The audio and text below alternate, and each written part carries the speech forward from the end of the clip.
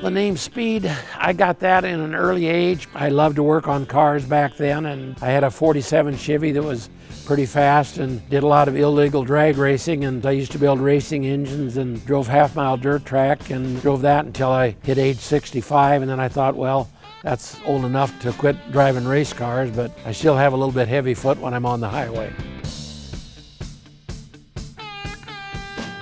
When my phone rings, I start out with honest Speed doing his deed, trying to seed by filling everybody's need. How can I make your day better? The original guy that started it, his name was L.D. Cook, and he went by the nickname of Cookie. He came to Wall Lake in 1976. Cookie started with the original barbecue sauce. I started selling it just as a salesman back in 1977. Started out route delivering, going to different stores. Then I was afforded the opportunity in the early 80s. All the stockholders wanted to sell out, and the banker was good enough to loan me the money on my signature.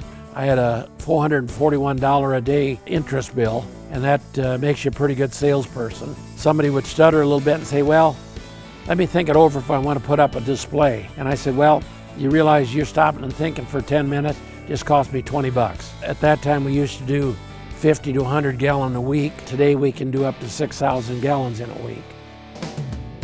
I've always loved to cook, and I love to read cookbooks. It's just interesting to read all the different recipes, and then I look through them and see what's, well, could I use one of my products in there and tweak it? And here we are today. I guess I'm fortunate.